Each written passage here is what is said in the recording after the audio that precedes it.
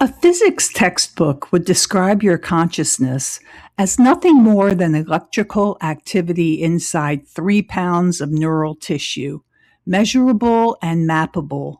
But what if that appearance is only half the story?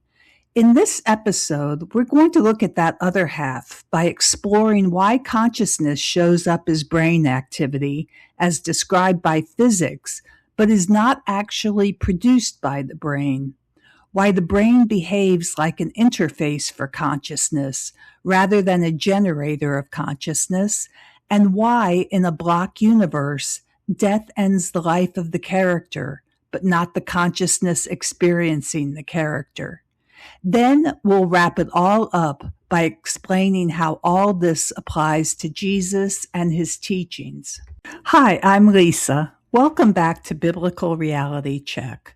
From the perspective of physics, everything inside space-time is a physical process. Your heartbeat, your memories, your decisions, your emotions, all of them appear as events along your worldline. So when consciousness interacts with the physical world, that interaction must appear as physical events. This is why a decision appears as neural firing, a memory appears as synaptic change, and a perception appears as activity in the visual cortex. These are the physical footprints of consciousness interacting with space-time. But footprints are not the walker. The walker is not inside the footprint. The footprint is simply how the walker shows up in the sand. Although none of this proves that consciousness exists independently of the brain, it leaves open another possibility, that what we observe in the brain may be consciousness expressed through physical processes, rather than consciousness being created by them. To understand why the brain may not be the source of consciousness, we need to rethink what the brain actually does. The brain filters sensory input. It receives streams of electrical signals from the senses and transforms them into a coherent reality consisting of colors, sounds, textures, space, time, and objects. What you experience is not the world directly, but the brain's representation of it. The brain also integrates information, forms memories, predicts future events, regulates behavior, and coordinates the body's interaction with its environment. In many ways, it acts like a processing system, organizing and interpreting data so that experience can occur in a structured and meaningful way. All these functions can be described in terms of information processing. But that raises another question. Why is there an inner awareness that experiences the processed information? For that matter, why should information processing be accompanied by subjective experience at all? A computer can process data, a camera can record images, a sensor can detect environmental changes, but processing information is not the same thing as being aware of information. Information itself does not explain the existence of awareness. The brain may explain the contents of experience, yet the fact that those contents are experienced at all points to something deeper. From this perspective, the brain appears less like a producer of consciousness and more like an interface. Its role may be to connect awareness with the physical world, organizing incoming information and translating intentions into actions. It's the mechanism through which consciousness participates in space-time. So why does all this matter? It matters because if consciousness is not produced by the brain, but merely expressed through it, then our understanding of ourselves changes dramatically. We are no longer viewing life as a temporary spark generated by biological machinery.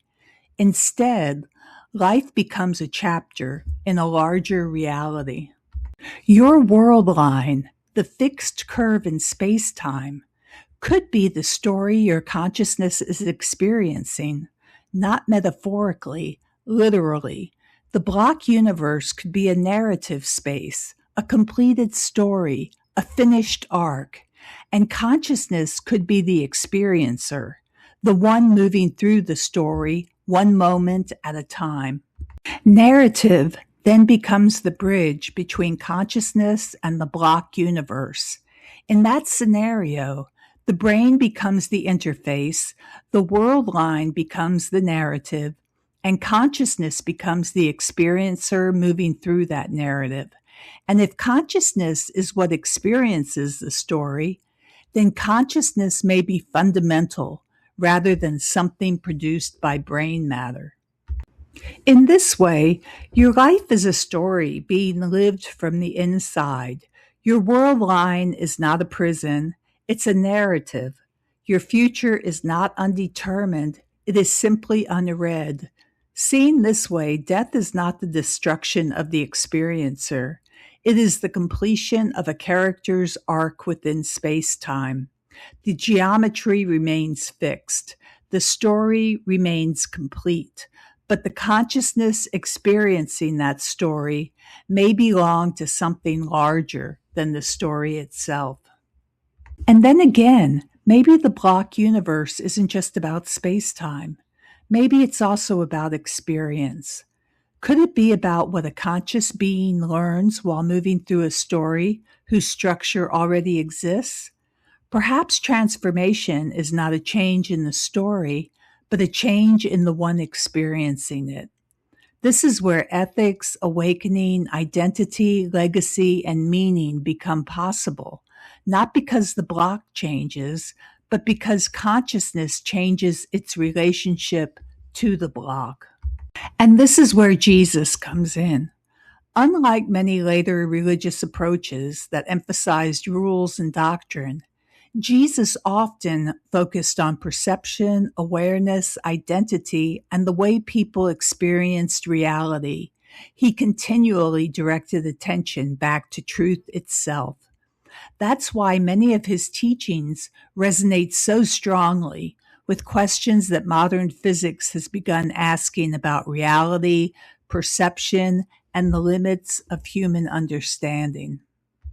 Jesus often pointed to a remarkably similar distinction, which physics makes.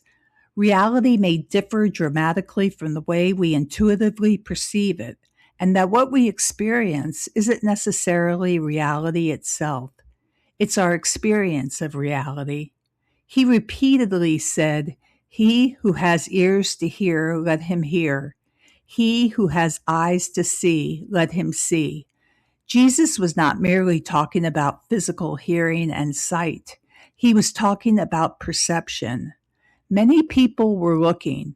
Few were truly seeing. Jesus rarely focused on the external circumstances everyone else was focused on. Instead, he focused on the condition of human awareness itself. Just think about his teachings. The kingdom is present, yet people couldn't see it. Truth is present, yet people don't hear it. Reality is standing directly in front of them, and yet they still miss it.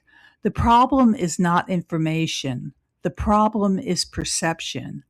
As we saw with the perception parables, Jesus was repeatedly pointing toward a transformation in the way people experience reality. Not merely a change in beliefs, but more importantly, a change in the way they see. One of the most remarkable aspects of Jesus' teaching is how often he described the kingdom of God as something already present, but largely unnoticed. He told us the kingdom is like treasure hidden in a field. The kingdom is like yeast hidden in dough. The kingdom is like a pearl, overlooked by most people. Again and again, the message is the same. Reality contains something far greater than what most people perceive. The issue is not whether it exists. The issue is whether we recognize it. Consciousness is important. because inner experience, insight, awakening, and encounters with truth all occur within awareness. Before we can understand the kingdom, we must first understand the lens through which the kingdom is perceived. This brings us to the next stage of Jesus' teaching. If perception is the way we see reality, what prevents us from seeing clearly? Jesus said the obstacle isn't lack of intelligence, morality, education, or information. The obstacle is we ourselves. More specifically, it's the self-image we become attached to and then defend. The false identity we construct around status, comparison, pride, entitlement, fear, and self-importance. In modern language, we might call this the ego. If that is true, then we should expect Jesus to spend a great deal of time exposing the ego's distortions. And that's exactly what we find. This is why so many of Jesus' parables confront pride and praise humility. It's also why he consistently challenged the religious elite for being blind fools and hypocrites who presented themselves as experts in the ways of God. They were perfect examples that the greatest barrier to truth is not blindness itself, it's the illusion that we already see. In our exploration of consciousness, we have discovered that the way we experience reality may be shaped as much by the observer as by the thing being observed. That's why Jesus spent so much time teaching people how to see, because the greatest distortions in perception are not found in the world around us. They're found in the image we have constructed of ourselves. And that leads us into our next series of parables, where we'll explore the ego and discover how pride, comparison, entitlement, self-righteousness, and false identity can blind us to the reality that has been present all along. We'll begin with one of Jesus' most penetrating parables, a story about two men who enter the temple to pray. One man appears righteous, one man appears broken, yet only one man truly sees himself, and that man leaves transformed. Join me next time as we explore the Pharisee and the tax collector and learn why the greatest obstacle to truth may not be what we don't know. It may be who we think we are. Thanks for watching.